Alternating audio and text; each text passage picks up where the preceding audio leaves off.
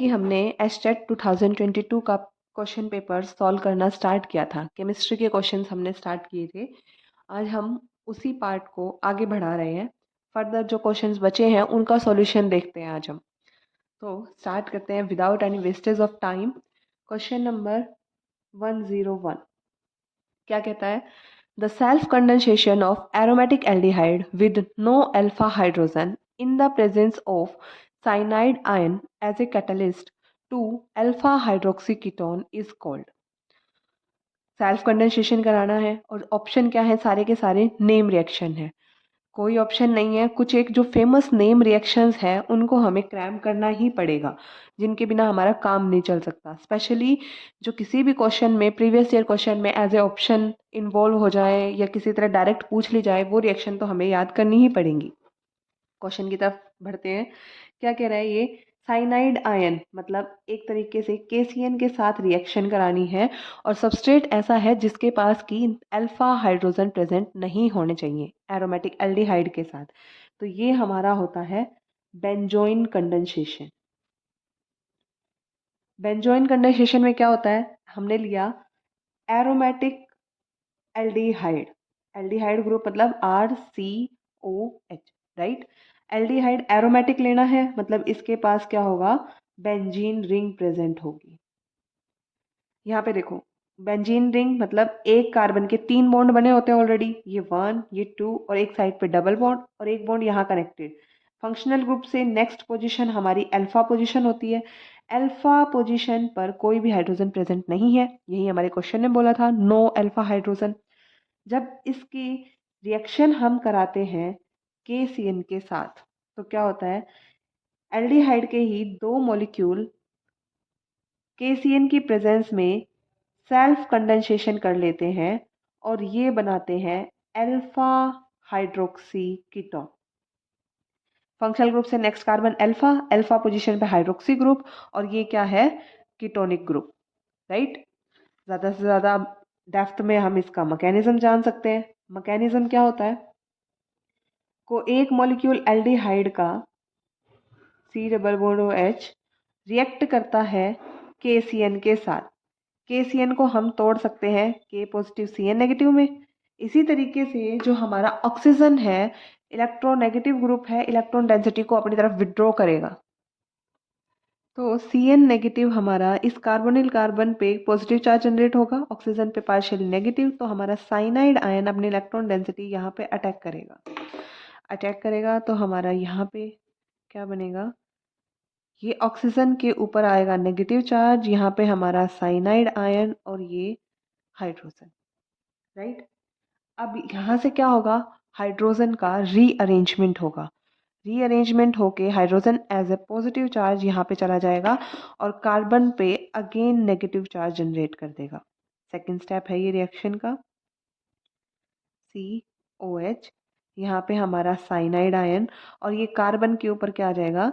Negative charge आ जाएगा, right.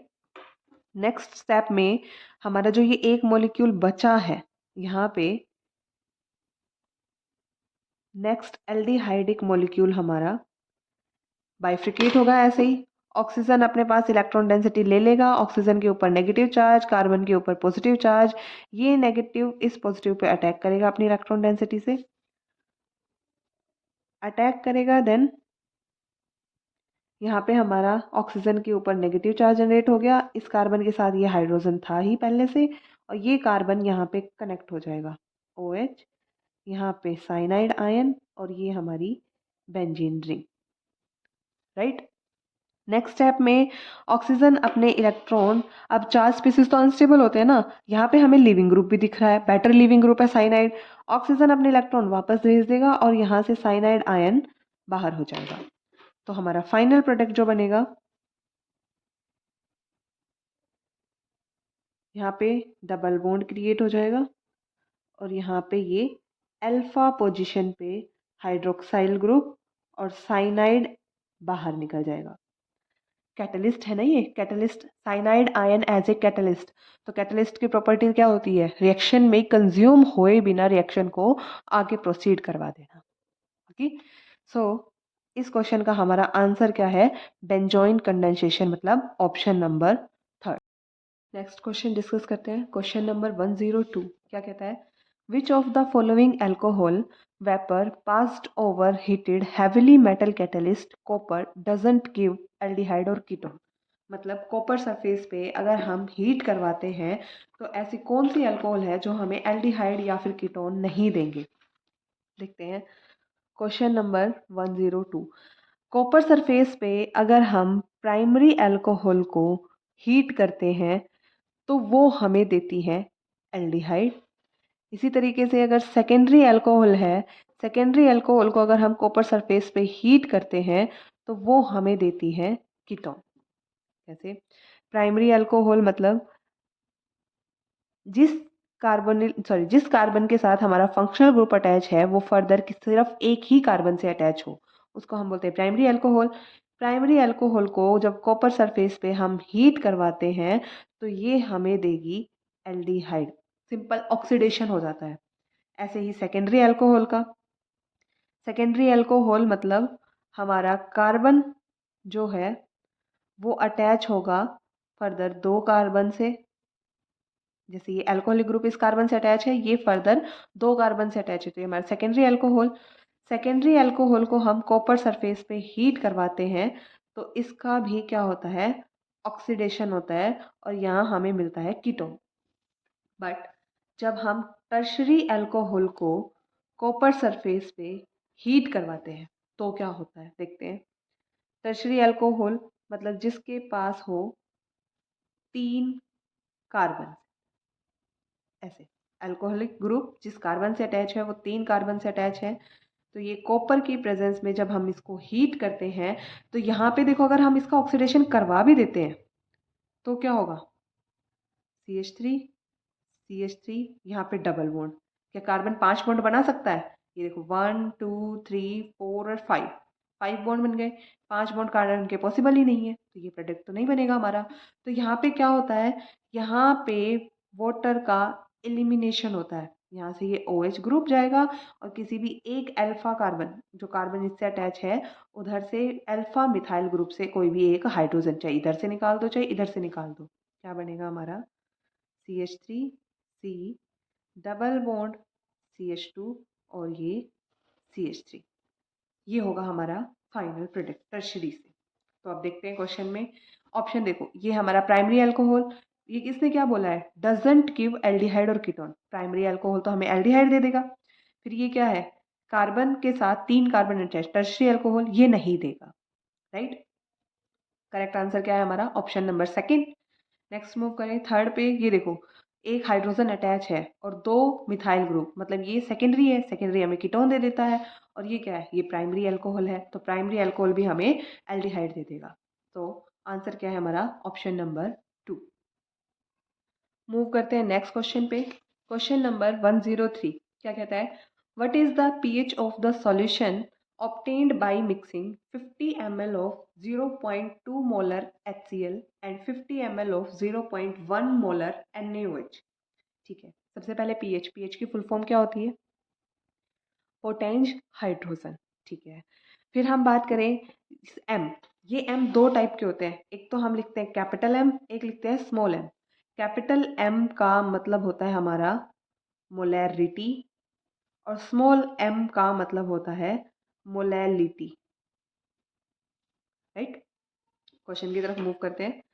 Question number 103 क्या कहता है? हमने 50 ml लिया है 0.2 मोलर HCl और उसमें मिक्स किया है 0.1 मोलर NaOH, और ये भी कितना?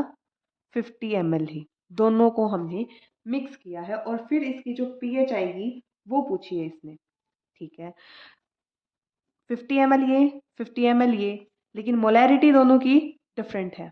नंबर ऑफ मोल्स में अगर हम बात करें, निकालते हैं। जैसे मोलैरिटी का फॉर्मूला क्या होता है? मोलैरिटी हमें पता है, मोलैरिटी हमारी होती है number of moles divided by volume, और वॉल्यूम किस में? लीटर में। अगर लीटर में है तो ठीक है, मिलीलीटर में है तो मल्टीप्लाई बाई 1000 कर देंगे हम। अब हमें मोलैरिटी पता है, वॉल्यूम पता है, नंबर ऑफ मोल्स हमें नहीं पता। तो नंबर ऑफ मोल्स निकाल लेंगे हम यहाँ से। नंबर ऑफ मोल्स का सिंबल होता है हमारा N। N will be equals to molarity into volume. अब यहाँ पे वॉल्यूम लीटर में होता तो हमारे मोल निकल आते, लेकिन वॉल्यूम क्या है, मिलीलीटर में, तो यहाँ पे क्या निकलेंगे, मिली मोल निकलेंगे हमारे, मिली मोल्स। तो number of moles of HCl, पहले HCl के निकालते हैं। HCl के कितने हैं, मोलैरिटी दी है हमें 0.2 मोलर, और वॉल्यूम कितना है इनटू 50 ml, कितना आ जाएगा 10 मिलीमोल्स HCl के। इसी तरीके से नंबर ऑफ मोल निकालेंगे हम NaOH के। NaOH की मोलैरिटी 0.1, वॉल्यूम वही 50 ml, इसके कितने आ जाएंगे 5 मिलीमोल्स, राइट। अब क्या किया है, दोनों को हमने मिक्स किया है। मिक्स किया है मतलब HCl प्लस NaOH, ये क्या है एसिड, ये क्या है बेस। दोनों को मिक्स करेंगे तो न्यूट्रलाइजेशन रिएक्शन होगी। न्यूट्रलाइजेशन रिएक्शन होगी तो क्या बनेगा, सॉल्ट और प्लस वाटर बन गया। अब हमारे पास HCl के तो मोल है 10 मिलीमोल्स, और NaOH के हैं 5 मिलीमोल्स। तो क्या होगा, इसके 5 मोल, इसके 5 मोल के साथ मिक्स करके 5 मोल NaCl तो बना लेंगे, लेकिन यहाँ पे HCl क्या बचेगा, एक्सेस में बचेगा। कितना बचेगा, एक्सेस HCl हमारे पास बचेगा 5 मिलीमोल। अब इसके 5 मिलीमोल मिल गए तो हमें ये पता है कि हमारा मीडियम तो कैसा होएगा, एसिडिक होगा। और एसिडिक की पीएच कितनी होती है, <7। चलो ऑप्शन चेक करके देखते हैं एक बारी। First option 0, 1, 1.3। अब <7 में भी हमारे पास 3 ऑप्शन आ गए, चौथा ऑप्शन हमारा एलिमिनेट हो चुका है। तो एसिडिक मीडियम आ गया हमारा। अब डिस्कस करते हैं आगे कि कैसे निकालेंगे। कंसंट्रेशन क्या होती है भाई, कंसंट्रेशन होती है number of moles divide by volume. कितना HCl हमारे पास एक्सेस में है उसकी कंसंट्रेशन निकालते हैं हम। HCl लेफ्ट, न्यूट्रलाइजेशन रिएक्शन के बाद कितना HCl हमारे पास बचा है, तो कितने नंबर ऑफ मोल्स बचे हैं 5 divide by volume. Volume total कितना हो जाएगा, आफ्टर रिएक्शन तो दोनों को मिक्स कर दिया ना हमने, 50 HCl मिक्स किया 50 NaOH, तो टोटल वॉल्यूम मेरा हो जाएगा 50 प्लस 50, मतलब 5 डिवाइड बाई 100, 0.05 कंसंट्रेशन रहेगी इसकी, मतलब मिली मोल और पर लीटर, सॉरी पर मिलीलीटर है। इतनी कंसंट्रेशन में हमारे पास क्या प्रेजेंस है, HCl प्रेजेंस है। मतलब HCl मतलब H पॉजिटिव आयन की कंसंट्रेशन। H पॉजिटिव आयन कितना है 0.05 मोलर, लिख दूं मैं इसको 0.05 मोलर। पीएच क्या होती है, पीएच का हमारा फॉर्मूला होता है -log base 10 and concentration of hydrogen -log 10 into 0.05। 0.05 को मैं लिख सकती हूँ -log base 10 5 into 10 to the power -2, ठीक है। log A into B क्या फॉर्मूला होता है, log A B क्या होता है, log A plus log B। इस फॉर्मूले का यूज करके हमने इसको खोल दिया, क्या बचेगा माइनस ऑफ log 5, माइनस को बाहर रख लेते हैं, plus log of 10 to the power -2। अब ये क्या है, log A to the power B क्या होती है, B आगे ले जाते हैं, B log A, तो माइनस log 5, ये माइनस अंदर जाएगा, log -2 और ये log ऑफ 10, log 10 हमारा कितना होता है 1 और log 5 कितना होता है 0.7 माइनस ऑफ 0.7 और ये माइनस माइनस प्लस 2 log 10 1 होता है। जब इसको सॉल्व करेंगे हमारा आएगा 1.3। तो हमारी पीएच क्या आ गई 1.3। ऑप्शंस देखते हैं। Hera option number 3 is the correct answer. तो एक बार फिर देख लेते हैं इसका कंप्लीट सॉल्यूशन क्या दिया था। 50 ml 0.2 मोलर HCl और 50 ml 0.1 मोलर NaOH इनको इन्होंने मिक्स किया था और फिर हमसे पूछी गई थी इसकी पीएच वैल्यू। तो मोलैरिटी पता है हमें, मोलैरिटी क्या होती है number of moles divide by volume. इससे हमने दोनों के नंबर ऑफ मोल्स कैलकुलेट कर लिए, HCl के भी और NaOH के भी। HCl के मोल आए 10 मिलीमोल और NaOH के आए 5। जब हमने दोनों को मिक्स किया HCl और NaOH को तो न्यूट्रलाइजेशन रिएक्शन हो गई। हमें ये पता है HCl का 1 मोल NaOH के 1 मोल के साथ मिक्स होता है। तो यहाँ पे NaOH क्या है लिमिटिंग एजेंट है, 5 मोल्स ही प्रेजेंट है इसके। जो कम अमाउंट में होता है उसको बोलते हैं हम लिमिटिंग एजेंट। HCl 10 में है तो यहाँ पे इसके 5 मोल तो रिएक्ट कर जाएंगे लेकिन HCl क्या है एक्सेस में बचेगा कितना 5 मिलीमोल। यहाँ से हमें ये समझ में आ गया कि मीडियम तो हमारा एसिडिक ही होगा। टोटल वॉल्यूम कितना है इसका 50 इसका 50 दोनों को हमने मिक्स किया, टोटल वॉल्यूम हो गया हमारा 100। यहाँ से अब हम निकालते हैं concentration of H positive ion. क्योंकि हमें ये पता है हमारा पीएच का फॉर्मूला होता है माइनस log 10 log बेस 10 और कंसंट्रेशन ऑफ हाइड्रोजन। इसके लिए हमें चाहिए हाइड्रोजन आयन। अब कितना हमारा बचा है, बचा हुआ निकालने के लिए हमने क्या किया, कंसंट्रेशन का फॉर्मूला होता है हमारा N divide by V, number of moles divide by volume.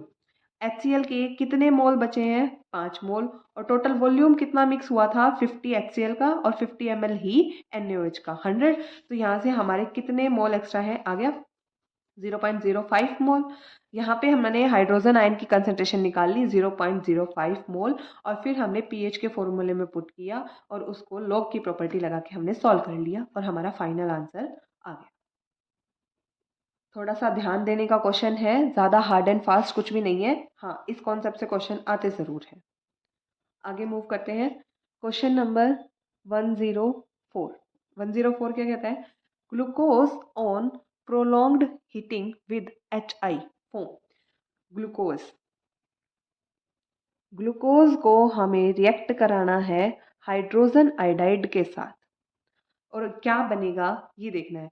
Glucose की कुछ एक फेमस रिएक्शन होती है जैसे ब्रोमीन के साथ, ब्रोमीन वाटर के साथ। ये 2-3 रिएक्शन मेन है जो हमें याद करनी पड़ेगी। HNO3 के साथ, ये इनमें से अक्सर एक एक क्वेश्चन आ ही जाता है। ग्लूकोज हो या फिर फ्रुक्टोज, दोनों का फॉर्मूला क्या होता है C6H12O6। जब हम इसकी स्ट्रक्चर खोल के लिखते हैं ग्लूकोज में हमारा एक तो एल्डिहाइडिक ग्रुप होता है 6 कार्बन शुगर है और ऐसे हमारे ये 4 कार्बन और छठा हमारा होता है एल्कोहलिक ग्रुप, राइट। यहाँ पे हमारा OH ग्रुप H, इसमें OH इधर आएगा H, then OH H H and OH। ये हमारा ग्लूकोज का स्ट्रक्चर होता है। जब हम इसकी रिएक्शन कराते हैं, रेड फॉस्फोरस दिया है ठीक है, नहीं तो ये ऑब्वियसली अंडरस्टूड है कि हाइड्रोजन आयोडाइड के साथ हमें रिएक्शन करानी है। हाइड्रोजन आयोडाइड के साथ जब हम इसकी रिएक्शन करवाएंगे, ये क्या है एक बहुत ही स्ट्रॉन्ग रिड्यूसिंग एजेंट है।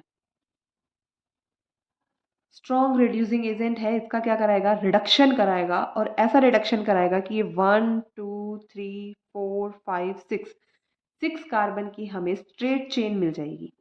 मतलब CH3 CH2 CH2 CH2 CH2 and CH3, 1 2 3 4 5 6 मतलब हमें मिलेगा N hexane, right.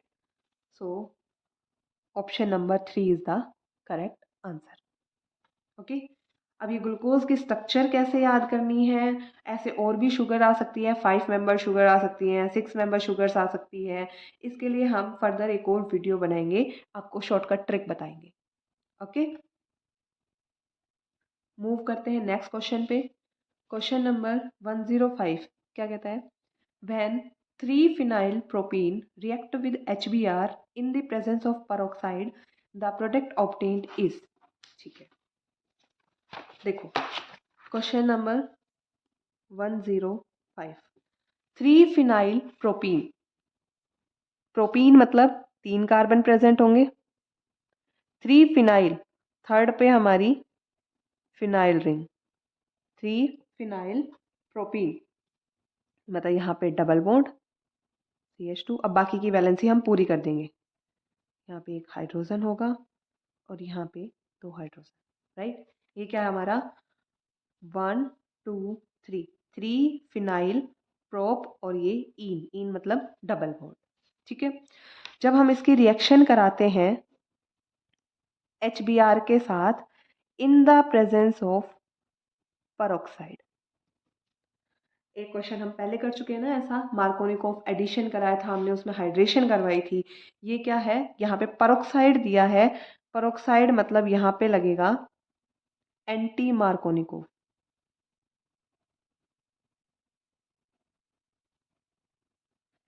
Anti Markovnikov rule बोल दो या फिर इसी को बोलते हैं पेरोक्साइड इफेक्ट। दूसरा इसका नाम है खोलराश इफेक्ट, राइट। हम इसमें क्या करते हैं, देखो मार्कोनिकोव एडिशन में तो सिंपल हम कार्बोकैटायन की फॉर्मेशन के अकॉर्डिंग चलते हैं। वहां पे जो हमारा न्यूक्लियोफाइल है उस पोजीशन पे जाता है जहां पे हमारे number of hydrogens come present हो। तो यहाँ क्या होगा उल्टा, nucleophile attacks on the carbon atom having more number of hydrogen atoms. जिसके पास हाइड्रोजन एटम ज्यादा होंगे उस सेंटर पे हमारा न्यूक्लियोफाइल जाएगा।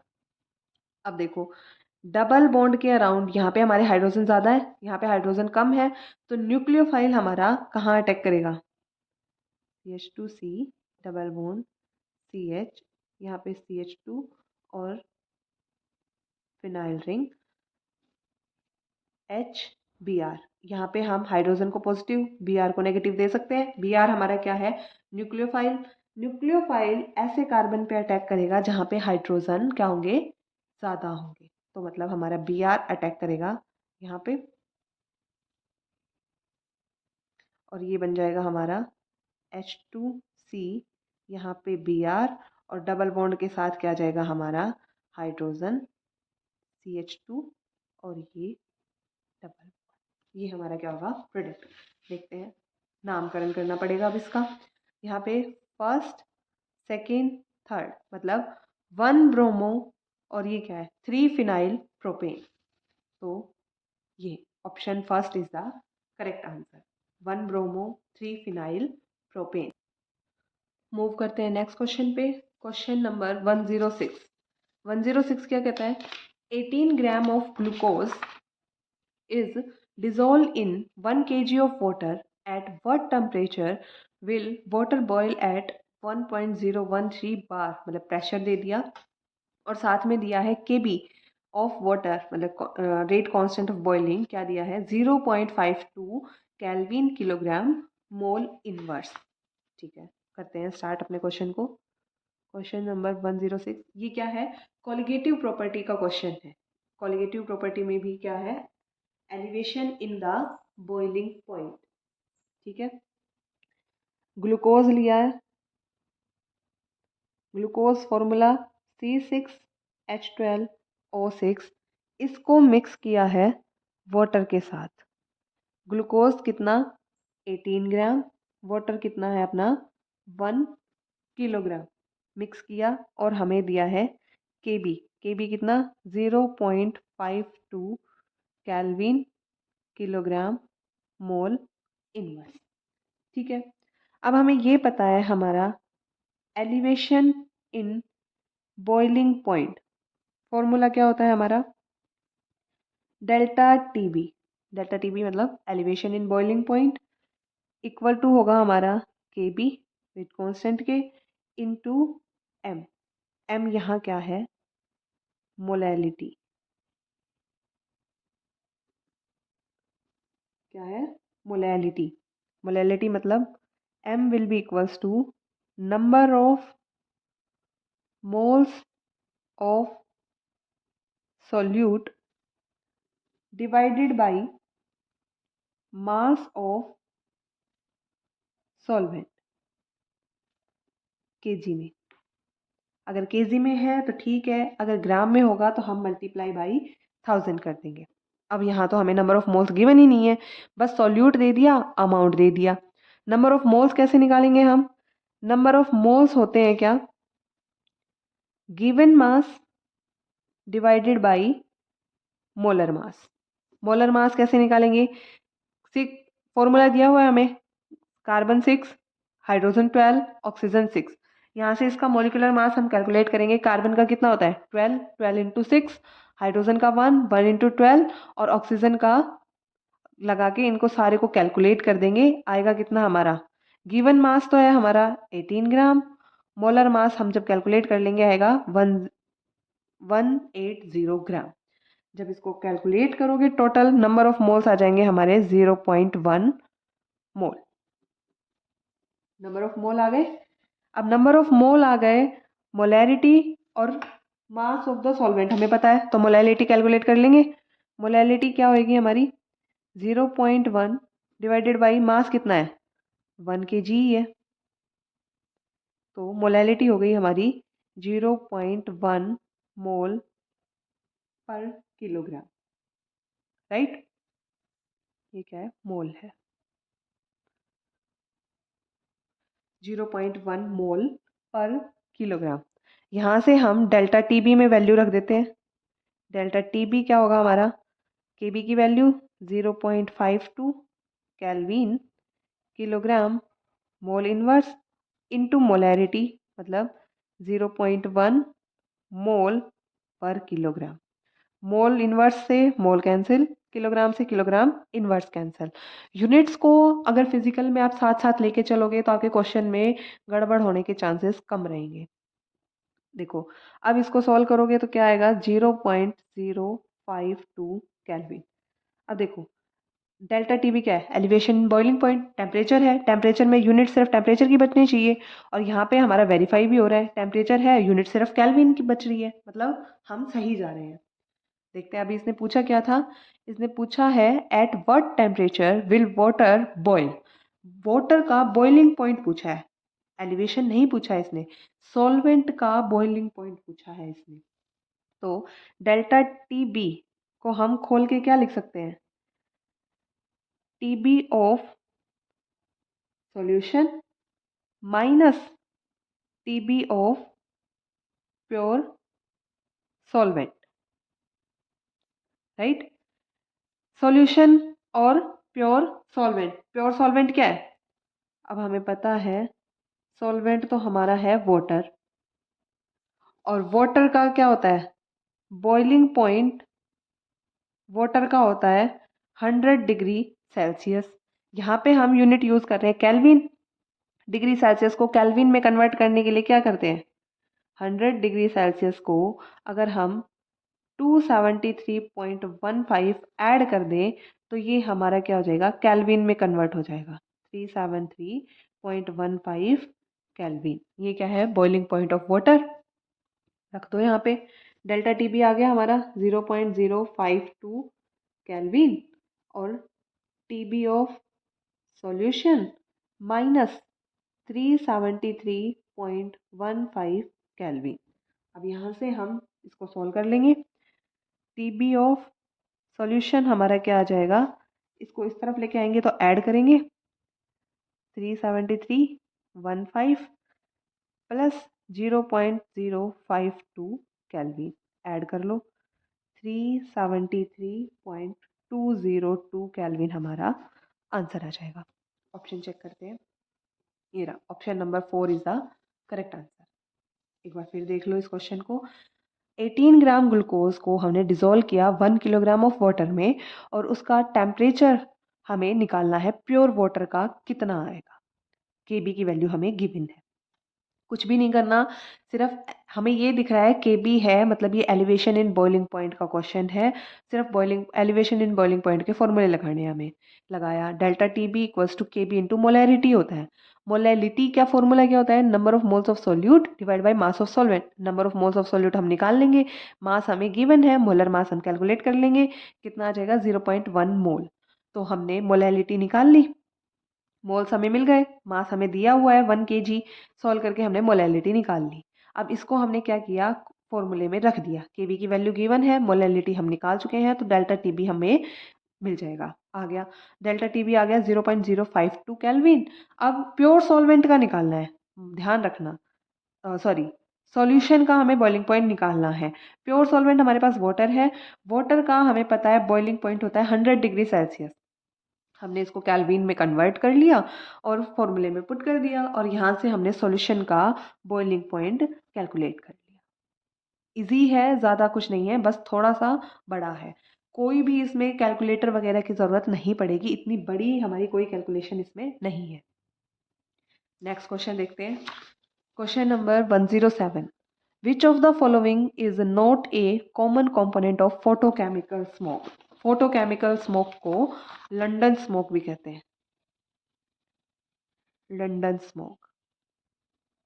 एनवायरमेंटल केमिस्ट्री में इसके सीधे सीधे आर्टिकल आते हैं, ज़्यादा कुछ नहीं है। नाइट्रोजन वाले कंपाउंड्स इस स्मोक में इन्वॉल्व थे, जो आपका इन्वॉल्व नहीं है वो है आपका फोर्थ ऑप्शन, क्लोरोफ्लोरोकार्बन, CFC। ये तो सीधा क्रैमिंग वाला पोर्शन है, इसमें कुछ भी हार्ड एंड फास्ट नहीं है आपका इस क्वेश्चन में। मूव करते हैं नेक्स्ट क्वेश्चन पे। विच of the following aqueous solution have the lowest freezing point? किसका फ्रीजिंग पॉइंट, सॉल्यूशन किस सॉल्यूशन का फ्रीजिंग पॉइंट सबसे कम होगा? मतलब क्या है, ये भी कॉलिगेटिव क्वेश्चन, कॉलिगेटिव प्रॉपर्टी का क्वेश्चन है। इसमें क्या है आपका, हमें एक दिया है glucose, NaCl, sucrose and barium chloride. मतलब सीधा सीधा क्वेश्चन है ये हमारा, वांट ऑफ फैक्टर और डिप्रेशन इन फ्रीजिंग पॉइंट का। वांट ऑफ फैक्टर क्या होता है? वांट ऑफ फैक्टर, इसको डिनोट करते हैं आई से। जो आई है वो हमारा डेल्टा TF, मतलब डिप्रेशन इज फ्रीजिंग पॉइंट के इन्वर्सली प्रोपोर्शनल होता है। सॉरी सॉरी सॉरी, गलत बता दिया मैंने, सॉरी। जो हमारा वांट ऑफ फैक्टर है वो डायरेक्टली प्रोपोर्शनल होता है डेल्टा TF के। डेल्टा TF मतलब डिप्रेशन इन फ्रीजिंग पॉइंट के। और जो इन्वर्सली प्रोपोर्शनल होता है freezing point of pure solvent के। प्योर के तो इन्वर्सली प्रोपोर्शनल, और क्या है, डिप्रेशन इन फ्रीजिंग पॉइंट के डायरेक्टली प्रोपोर्शनल होता है। तो अगर हमारी वांट ऑफ फैक्टर आई बढ़ेगा तो हमारा TF जो है वो घटेगा, फ्रीजिंग पॉइंट जो है हमारे सॉल्यूशन का वो कम होगा। देखते हैं, ग्लूकोज, ग्लूकोज क्या होता है? C6H12O6, ऑर्गेनिक यूनिट है, टूटेगी नहीं। जो डिकम्पोज नहीं होते उनके लिए आई की वैल्यू क्या रहेगी? सेम, 1। NaCl, NaCl टूट जाता है, डिकम्पोज इजीली हो जाता है, Na पॉजिटिव Cl नेगेटिव, दो में टूटा तो आई की वैल्यू क्या हो गई हमारी? 2। ऐसे ही फिर आगे सुक्रोज, सुक्रोज भी टूटेगा नहीं, इसके लिए आई क्या हो गया? 1। फिर बात करें barium chloride, barium chloride Ba2 positive और ये Cl नेगेटिव, दो आयन, टोटल कितने हो गए? एक बेरियम का, दो क्लोराइड का, 3, मतलब आई की वैल्यू 3। अब जितना ज़्यादा आई की वैल्यू डिप्रेशन उतनी ही ज़्यादा होगी फ्रीजिंग पॉइंट में। मतलब इसने पूछा भी यही है, लोवेस्ट फ्रीजिंग पॉइंट किसका होगा? मतलब फोर्थ ऑप्शन, बेरियम क्लोराइड का फ्रीजिंग पॉइंट सबसे कम होगा। Correct answer is option number 4। Next question number 109। 109 again organic का क्वेश्चन है। Ozonolysis of which of the following alkenes give propane two on and methanol? मतलब इसने प्रोडक्ट दे दिए हैं हमें, ओजोनोलिसिस करवाने पे जो हमें प्रोडक्ट मिलेंगे वो क्या है? प्रोपेन टू ऑन एंड एक क्या है अपना? Methanol. Right. Propane two one मतलब प्रोपेन सी 3 कार्बन, टू ओन मतलब डबल बॉन्ड ओ सेंटर वाले पे, और यहाँ पर भी CH3।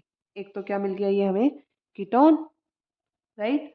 और एक क्या है मिथेनल, ये वाला एल्डिहाइड। दोनों प्रोडक्ट मिल गए। हमसे इसने क्या पूछा है, रिएक्टेंट पूछा है। देखो कुछ भी नहीं करना, सीधा हार्ड एंड फास्ट कुछ नहीं है इसमें, ट्रिक है सीधी। यहाँ से दोनों ऑक्सीजन को हटा दो और इनको आपस में जोड़ दो। मतलब जो हमारा CH3 है, ऑक्सीजन को हटाया, इस ऑक्सीजन को हटाया, इन दोनों कार्बन को आपस में जोड़ दिया। ये हमारा क्या होगा रिएक्टेंट। सही करके लिखते हैं इसको, CH3 C CH3 double bond CH2। IUPAC नाम दे रखे हैं इसमें। तो नेमिंग करेंगे, नेमिंग कैसे होगी, 1 2 3, जहाँ से डबल बॉन्ड हो या कोई फंक्शनल ग्रुप हो वहाँ से नाम शुरू करते हैं हम। तो ये क्या हो गया, दो सेकंड पोजीशन पे मतलब 2 नंबर पे क्या है हमारा, एक मिथाइल ग्रुप प्रेजेंट है, इसका नाम क्या हो गया 2 मिथाइल प्रोपीन, डबल बॉन्ड है ना, ये मिलेगा हमें। हमारा रिएक्टेंट क्या है 2 methyl propene, option number first. अगर ये यूं कह देता, उल्टा पूछने की बजाय सीधा पूछ लेता इसकी रिएक्शन कराओ, तो क्या करते हैं हम, ओजोनोलिसिस करानी है, कुछ भी नहीं करना, ऐसे एक रिंग बनाओ इसके ऊपर, डबल बॉन्ड के ऊपर, और उसको सिंपली यू करके ब्रेक कर दो। ये इसके साथ आ जाएगा और ये इसके साथ आ जाएगा, यही दोनों हमें प्रोडक्ट मिल जाएंगे। ओके, अगले क्वेश्चन पे मूव करते हैं। क्वेश्चन नंबर 110 क्या कहता है, which of the following artificial sweetener is methyl ester of dipeptide formed from aspartic acid and phenylalanine। Cramming का क्वेश्चन है, कुछ भी नहीं है, एनसीईआरटी से डायरेक्ट उठा के दे रखा है। इसका आंसर है आपका aspartame. That's all for today. आगे के क्वेश्चंस हम नेक्स्ट वीडियो में डिस्कस करेंगे। Like share and subscribe. Thank you.